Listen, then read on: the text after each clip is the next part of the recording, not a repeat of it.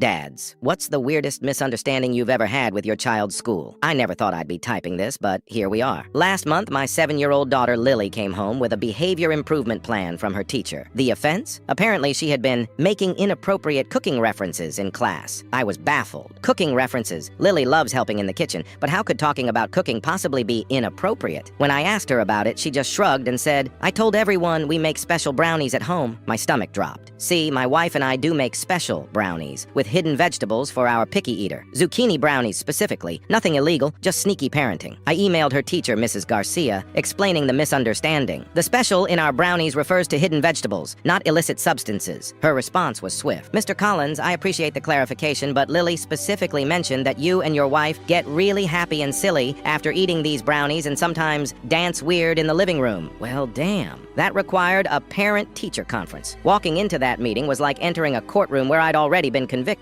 Mrs. Garcia sat stiffly beside the school counselor, both wearing expressions that screamed, "We're mandated reporters." "Mr. Collins," the counselor began, "we take these situations very seriously." "I understand completely," I said, "but there's been a misunderstanding. My wife and I have a weekly date night where we bake these zucchini brownies. After Lily goes to bed, we sometimes have a glass of wine and dance in the living room. That's it." They exchanged skeptical glances. "Look," I continued, pulling out my phone, "I can show you the recipe right now." Mrs. Garcia cleared her throat. "There's more, Mr. Collins. Lily also mentioned that you have a special garden in the basement." I nearly choked. "We have a hydroponic setup for growing vegetables during winter. It's just lettuce and herbs." "With special lights?" the counselor asked, eyebrow raised. "Yes, grow lights. For lettuce." I was getting desperate. "Would you like to see pictures? I'm happy to show you our setup." The tension in the room was suffocating until Mrs. Garcia sighed. "Actually, that won't be necessary. We received an interesting call from Lily's grandmother this morning. Apparently, my mother-in-law had phoned the school in a panic after Lily told her about the big misunderstanding at school. In her attempt to help, she'd thoroughly explained our family's health-conscious cooking habits, the vegetable hiding techniques, and even sent photos of our basement garden setup. She sent 17 pictures, Mrs. Garcia said, a smile finally breaking through, "including one of your daughter making a very disgusted face while eating what appeared to be a brownie." The counselor chuckled. "And one of you in what she called your gardening outfit. The tie-dyed apron was quite vivid." The tension dissolved into awkward laughter. They apologized for the misunderstanding, and I promised to have a conversation with Lily about how certain phrases might sound to others. On the drive home, I called my wife. "Remember how we always joke that our parenting will give Lily something to tell her therapist someday? Well, we nearly gave her a CPS case instead." That night, we sat Lily down and explained the confusion. Her response: "But Daddy, I was trying to convince my friends to eat vegetables. I told them if they were hidden well enough, they'd never know, just like me."